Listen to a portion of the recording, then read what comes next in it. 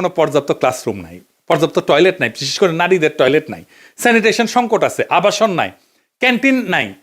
এই সমস্যাগুলো আজও সমাধান হয়নি, কারণ এগুলো কখনোই রাষ্ট্রের কাছে অপরিহার্য সংকট হয়ে ওঠেনি।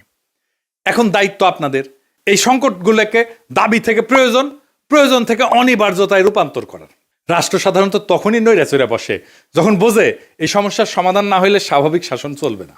আমি বিশ্বাস করি ঐতিহাসিক ছাত্র সংসদ যদি সংগঠিত, ধারাবাহিক এবং নৈতিক চাপ তৈরি করতে পারে, তাইলে এই ক্যাম্পাসের বাস্তবতা বদলাইতে বাধ্য হবে।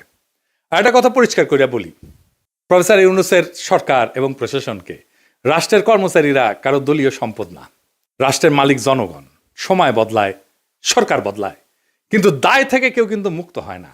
আজ যারা সিদ্ধান্ত নিচ্ছেন যে আপনারা বিএনপির ক্ষমতায় আনবেন এবং বিএনপির লেসপেন্সারি করবেন, আপনাদের মনে রাখা উচিত ইতিহাস কখনো হঠাৎ বিচার করে না, কিন্তু একদিন ঠিকই হিসাব খুঁড়ে নেয়।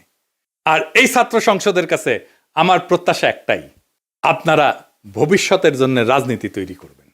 এই ক্যাম্পাসের ভাষা যদি বদলায়, তাহলে দেশ বদলায় তো সময় লাগবে না।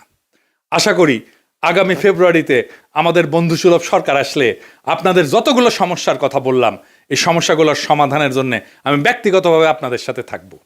ফেব্রুয়ারিতে আমাদের ফ্রেন্ডলি সরকারি ক্ষমতায় আসতেছে ইনশাল্লাহ। চান্দাবাজ, ধান্দাবাজ, লুটেরা, ইন্ডিয়ার নব্য লেসপেন্সারেরা ক্ষমতায় আসবে না। আমি যে এপিসোডের পরে ইনকিলাব বলি, ওইটা কিন্তু শুধু স্লোগান না।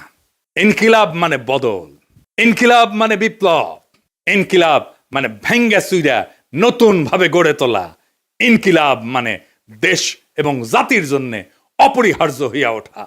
ইনকিলাব জিন্দাবাদ।